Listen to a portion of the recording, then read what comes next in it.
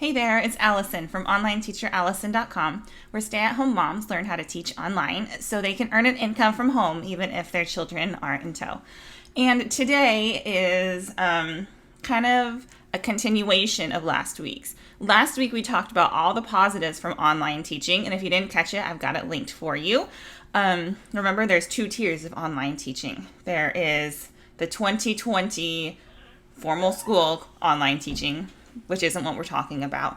We're talking about the tier of online teaching where you and I fall in, which is where stay-at-home moms with maybe no experience can do it. And I have a video on that too, so I've also got that one linked if you want to catch it.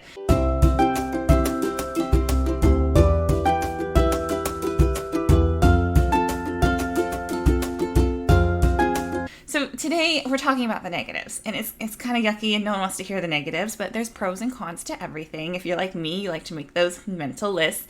And today we're going to talk about the cons. And the first one I want to talk about is how not everybody learns that way. I alluded to it last week and I said I would be getting into it. So here we go.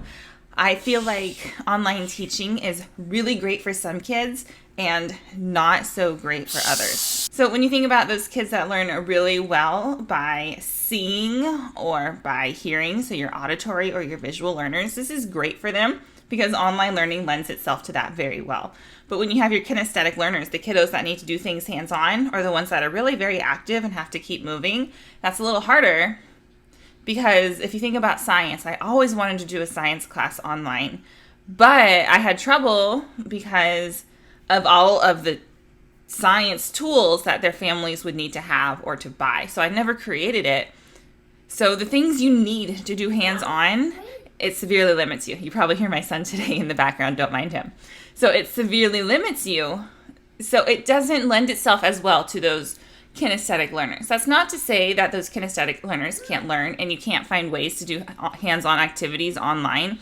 It's just not as easy, and it comes with more creativity on your part as the teacher, and it also comes with more flexibility and maybe more purchasing power on the family's part to get all of the things you need. So keep that in mind, because I understand not everybody learns that way, and it's a bummer, but it is what it is, right? We're all our own individual people, and that's the beauty of online learning is you get to choose. Like I said last week, you get to choose your teacher, you get to choose your classes, you also get to choose, hopefully, if you even take online classes or not.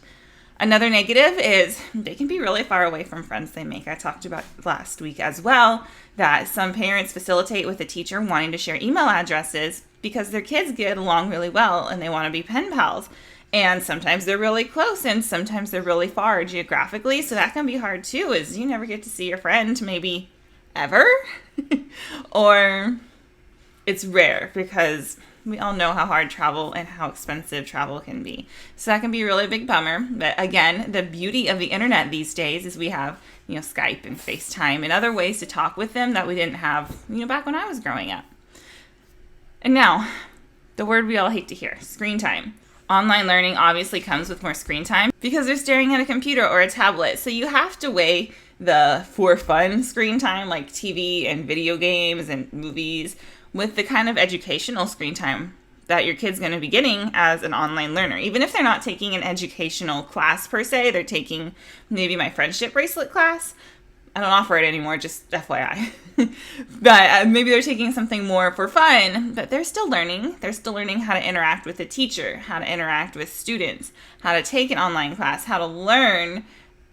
And it lends itself really well to higher education. I remember my first experience with online learning was my online classes for college. I think I took one. Hated it, right? And it's very different from the way it's set up. So don't compare the two. I'm just comparing the feelings that I felt. Here's another one, extra classes, right? I tout online learning as an extra class because we are not the classroom teachers. You are not a classroom teacher. You and I aren't. So it is an extra class or two or three or whatever for the student. Maybe they're taking reading tutoring, so that's more lessons for them. Maybe they're taking math tutoring. And even if it's fun, it's still a class. So it's more learning and focusing time for the student. And extra classes, again, they don't bode well for every student. Maybe their schedule is too busy with sports, or maybe they're too busy with other things at home. So that could be another pitfall. It lands on the families to know their students and whether or not they're going to benefit. And then another one is it costs money. I'll be real, online classes are not free, and some of them can come at a pretty penny. When I taught for VIP Kid, they sold their classes in packages. So you get a certain amount of classes for a certain amount of money. And as teachers, we didn't really know exactly what those packages were they were selling. The word on the street was a 25-minute class was running the parent about $20. And these kids were taking 200, 300, 400 classes on the platform. Like over time, obviously, they would buy another package. So that adds up if you think about $20 each time. And if you want to think about the OutSchool vein, $12 for a 20, 30-minute class is kind of average to see for a group class. And then you're going to see about $1 a minute for a private class. So it really does cost the families extra money. And while I do see there are amazing benefits, both academically and socially with online teaching, I understand that we're in some crazy times and it just might not be in the budget right now for some families, and that's okay. It's just a bummer. So of course it's a negative that students may be losing out on classes because of new budgets within their family, trying to pay for gas and food, right? And then finally, it could have reminders of isolation and 2020. I know that for a lot of students, this was a lot of their learning. And a lot of them didn't like it. A lot of teachers didn't like it. A lot of my friends were over it. So it could come with those negative reminders about COVID and isolation and the fear that came with it for a lot of us, adults and kids included. And that's not always what you want your kiddo to think about. So you as the teacher, you would have to talk to the child and understand that's where their fear is or their hesitancy is. And, the parents, if you are a parent, signing your kid up for online learning, or, just suggest nicely to their parents and that maybe they talk to them because you worry about it. So that's another thing, is I thought about COVID for a long time, because that's when I really got my start with online teaching, was when COVID was very big in China. Because remember, it hit China before it came over here. So there was about a month or so where it was really, really prevalent in China. And we had heard about it, but it wasn't bad here. And that's when I really got my start. So I think about it all the time when I think about online teaching, because that's just when I got my big ol' running start. All right. I know that wasn't necessarily the most fun to talk about, but I think it's important because we are in it for the students, right? I mean, yes, you want money. I understand that. Me too.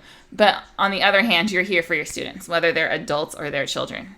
So I hope that kind of gave you some perspective as to the other side of online teaching, because we all like to talk about what we know and love, but it's not always all sunshine and rainbows. And I wanted to talk about that too.